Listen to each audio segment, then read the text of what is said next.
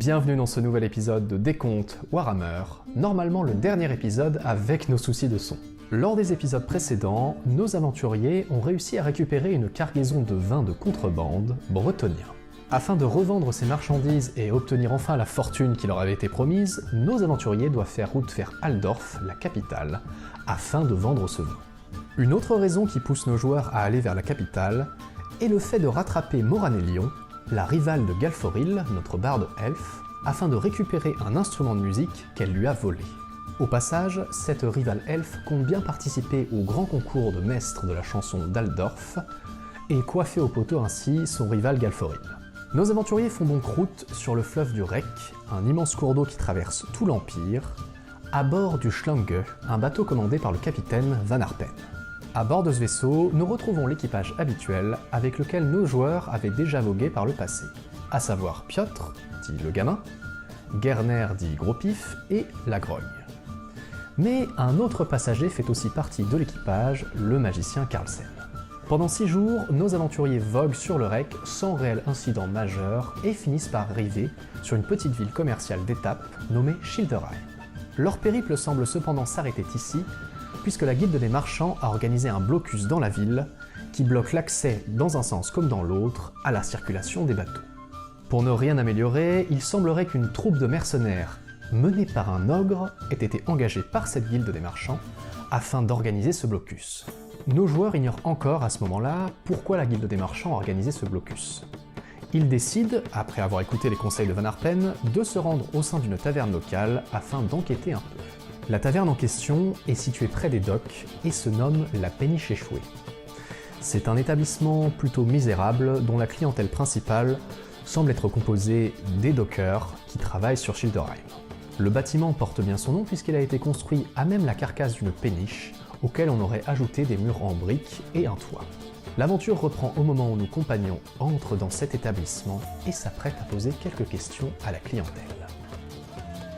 Social. Parce que là, le plan, c'est on va au comptoir, on commande une petite bière, ça va obliger, histoire de. Ouais, je veux bien raconter un petit peu. Ouais. Et ensuite, on lui demande qu'est-ce qui se passe. Vas-y, t'es fort en raco. Ouais, moi j'ai un petit capable. Avance-toi et commande 4 bières pour nous et. Et paye aussi. Et let's go. Moi je paye pas. Donc je m'avance vers le tavernier qui a l'air bien occupé à essuyer ses verres.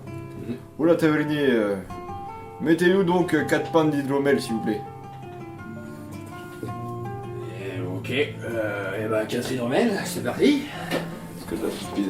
Dites-moi, c'est la première fois que je viens ici. Il paraît que la guilde des malchants serait pas loin.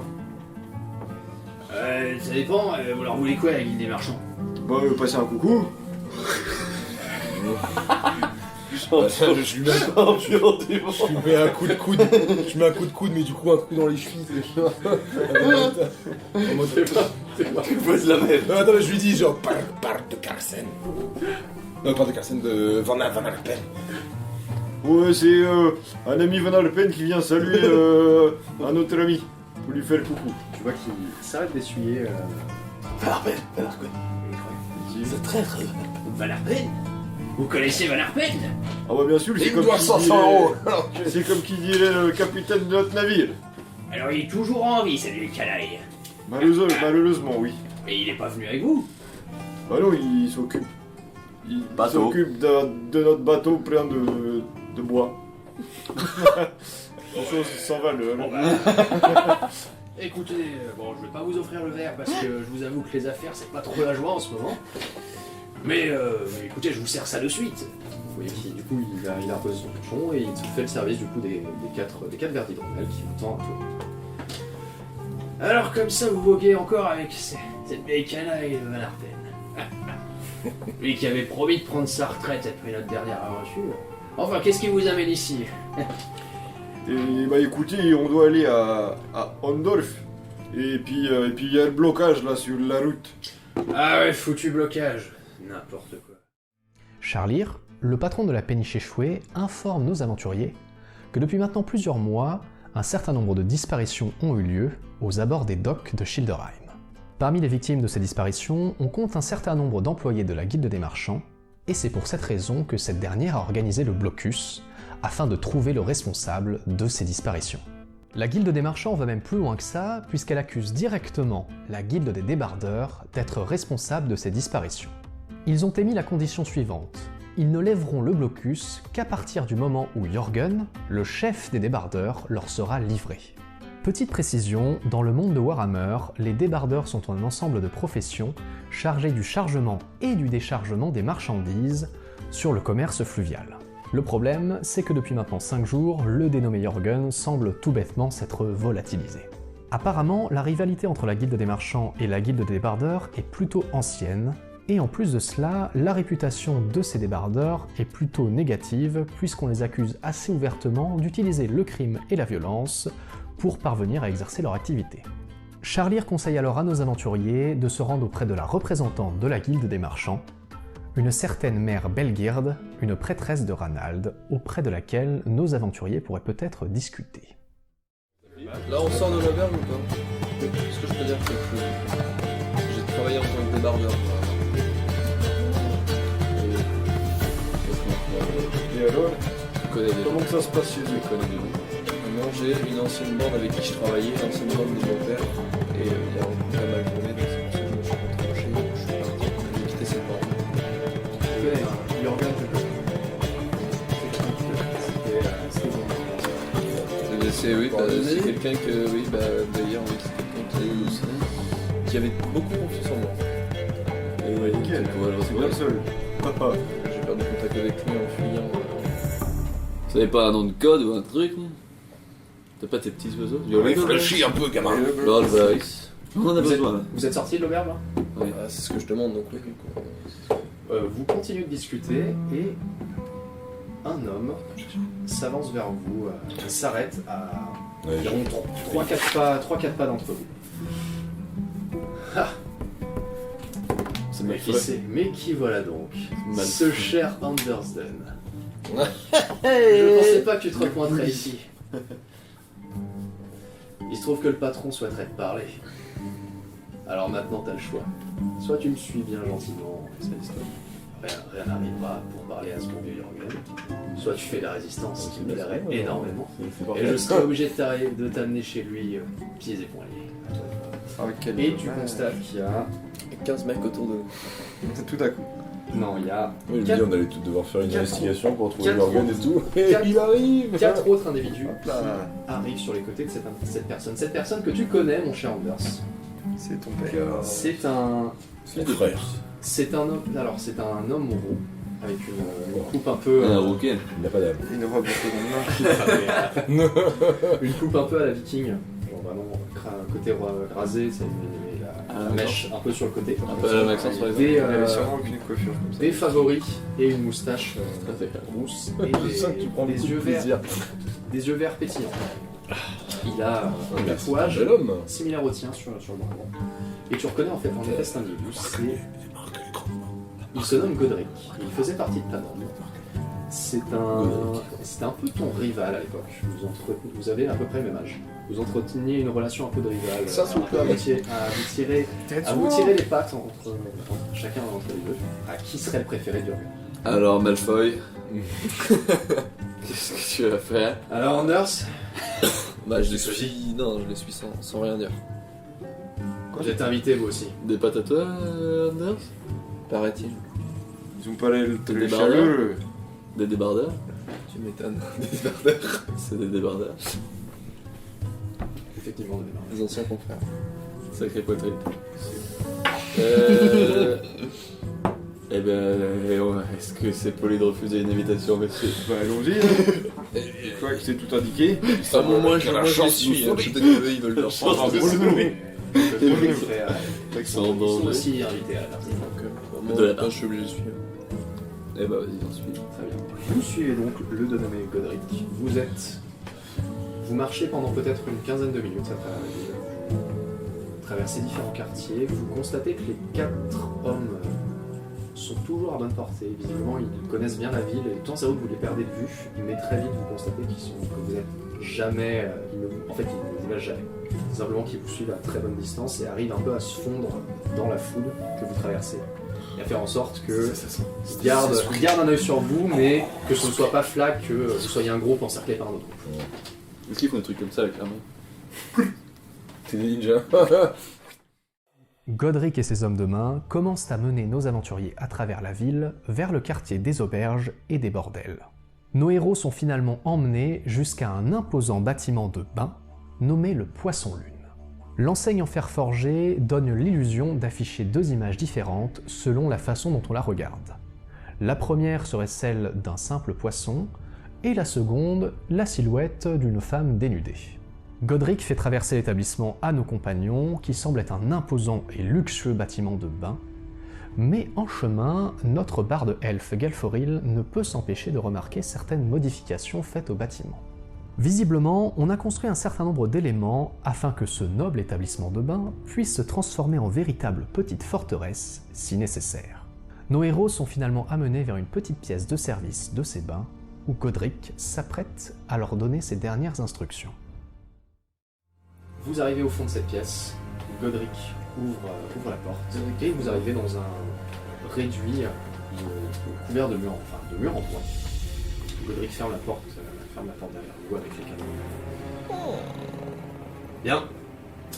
Messieurs, vous allez rencontrer un homme qui est recherché et dont la tête est mise à prix par la guilde des marchands.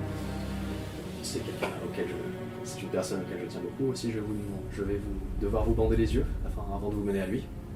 Ce serait sexuel tout ça. Non pas que je ne vous fasse pas confiance, mais Anders, nous connaissons bien. Je sais que ce genre de coup de trahison pourrait être passé par la tête. Même moi, faut me bander les yeux ou pas? Oui, surtout toi. Est-ce que ma vision nocturne me permet de faire mon bandeau? Ouais, ça, moi aussi, du coup, j'ai une vision nocturne. Seconde vue, mec. Ouais, elle détecte les ventes, mais rien à voir. Vous acceptez Vous acceptez de mettre le bandeau sur vos yeux? Ouais.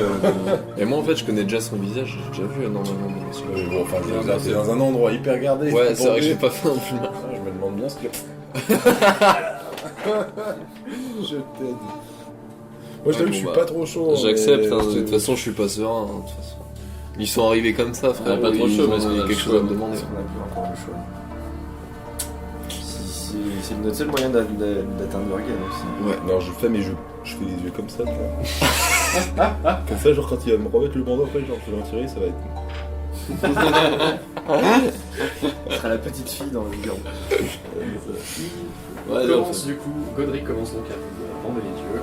Il te bande les yeux en dernier, mon cher Anders, et il sert plus que de raison le nez.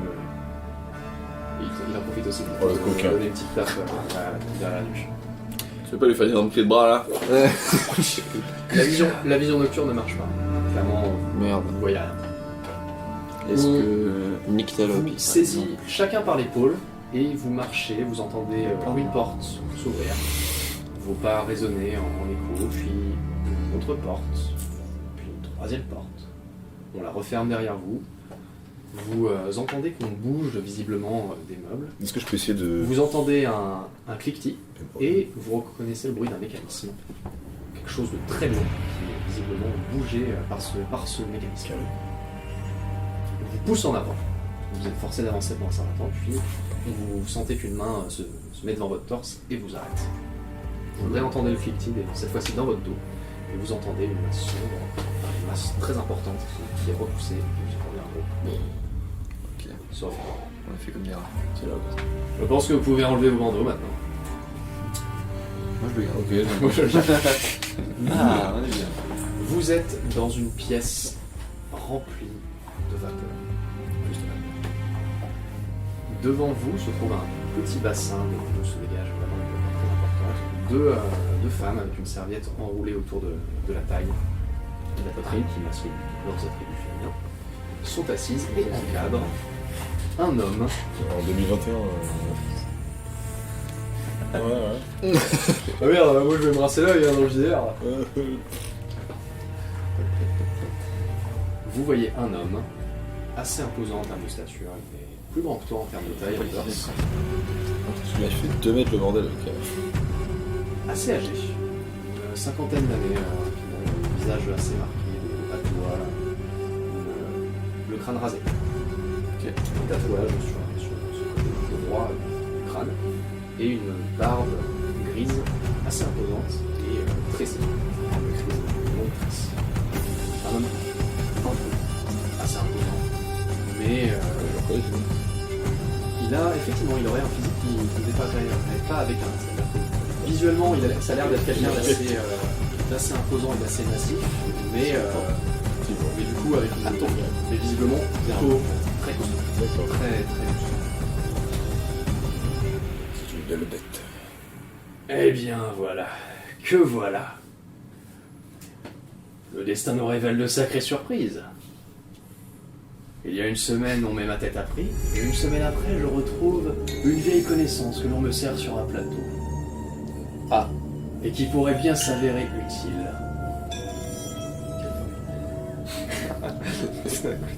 J'imagine que c'est un simple coup du sort qui t'a ramené ici, très cher Anders. J'espère bien pour moi.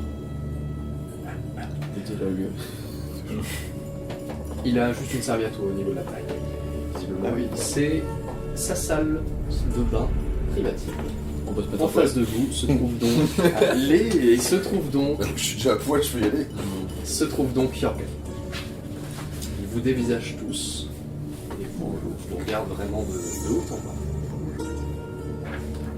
Et il n'y a que les deux Zoulettes et Non. Organ. Non, il y a Godric et 4 autres ormes qui sont derrière. Et moi je me retourne et je regarde du coup l'énorme masse là, qui était derrière nous au Plicti. Non, C'était une porte, c'était quelque chose. c'est quand tu te retournes, tu vois un mur, une palissade. Je te dis, tiens, ouais, cours de magie. Bien. Il se trouve, messieurs, que nous avons une cause commune. J'imagine que mes petits oiseaux m'ont informé que vous cherchiez à atteindre Aldorf, ou tout du moins à passer ce pont. Oui. Eh bien, et moi j'aimerais que ce blocus également soit levé et que mon honneur soit lavé. Nous avons donc une cause commune. Vous comme moi cherchons à ce que les marchands enlèvent ce fichu blocus. Et pour ça, il n'y a qu'une seule manière de résoudre cette situation problématique, c'est de trouver les responsables des disparitions de ces derniers temps. Ce n'est pas vous? Comment ça? Il paraît que c'est vous qui les avez enlevés. Vous êtes bien, vous n'êtes pas des humains, ça se voit. Vous n'avez pas trop à faire avec nous. C'est un coup monté par la guilde des marchands. Disons que moi et la guilde des marchands avons quelques rivalités en commun. Et ils n'acceptent pas que j'ai la main mise sur le chargement et le déchargement des marchandises et que je pratique certains prix. Ça fait plusieurs années que, je domine ces échanges. Et ils ont trouvé le prétexte de ces disparitions pour, essayer de me déstabiliser. Ça fonctionne? Regardez par vous-même. Le port est bloqué maintenant depuis 6 jours. Et je suis obligé de me planquer ici, depuis tout ce temps. Puisque n'importe lequel des fils de pute de cet extérieur serait prêt à vendre ma peau pour faire en sorte que le blocus soit légé. Donc oui, ça fait. Et qu'est-ce que vous nous proposez alors? Parce que moi j'aime bien les contrats. Ce que je vous propose, c'est contrairement à vous, contrairement à mes hommes plutôt, vous êtes plutôt libre de vous. Les hommes font partie de la guilde des bardeurs. Ils ne peuvent pas s'approcher à moins de 5 mètres du dock sans que la guilde des marchands n'essaye de les tabasser. Or, j'ai besoin d'avoir des gens qui s'approchent de ces endroits, puisque c'est là qu'ont eu lieu les disparitions. J'aimerais que vous enquêtiez sur place, que vous trouviez le véritable responsable de ces disparitions. Ok. Et qu'est-ce qu'on aurait en échange? Comment du coup, le passage, genre, j'imagine. Le passage, mon bon ami. Avec plaisir. Comment nous pouvons savoir que vous allez tenir parole? Je ne vous connais pas. C'est pas vraiment moi qu'il faudra convaincre, mais plutôt la guilde des marchands une fois que vous aurez trouvé le responsable en question. Et je pense que, vu l'état, on va dire, les ragots qui circulent en ville sur l'état de certains corps qu'on a pu retrouver, ou les histoires bruites qui circulent sur, soi-disant, ce qui s'est passé lors des disparitions, j'imagine que lorsque vous aurez trouvé la main sur le responsable, il ne sera pas trop difficile de convaincre la guilde des marchands et la populace de Schilderheim que je suis innocent. D'accord. Moi, j'y vois une toute autre solution. Nous réglerons le compte de tous vos petits copains et vous venez avec nous pour vous livrer à la guilde des marchands. Ça me paraît quand même bien plus simple.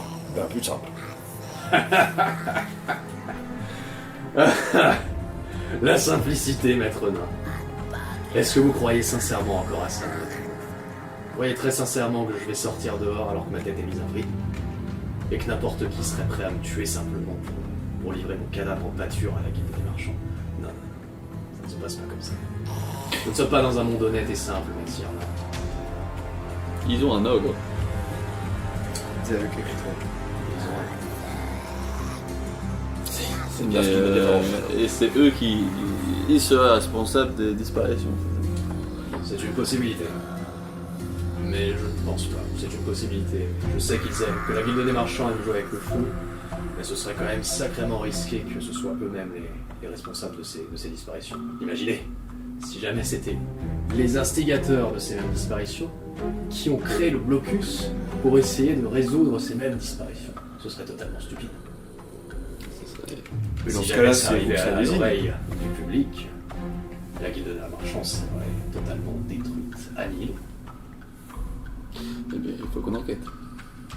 J'ai pas bien compris. Du coup, si c'est pas eux qui ont fait disparaître les gens, c'est vous? Non, si c'était moi, on n'avait pas d'enquêter. Vous seriez pas en train de vous cacher?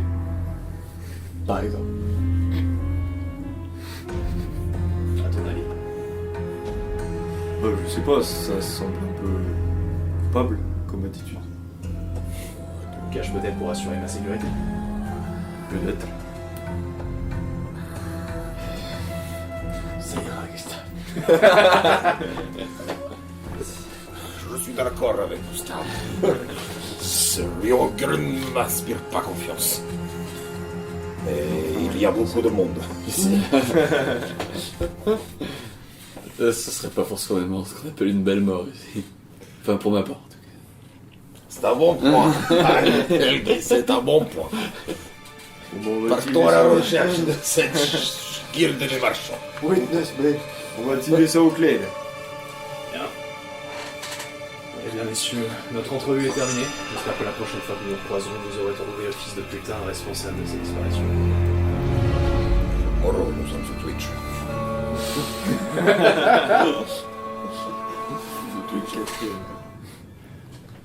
Et du coup, il commence à vous remettre les bandeaux autour. Ah, je veux plus bien. Ça se cool. C'est quoi du dénuit plus nettoyé? Vous traversez différentes pièces, marchez pour un certain temps, et lorsque on vous retire les bandeaux, vous êtes à l'extérieur du poisson. Il n'y a plus que Godric qui est à côté de vous. Ça s'est pas trop mal passé, Anders.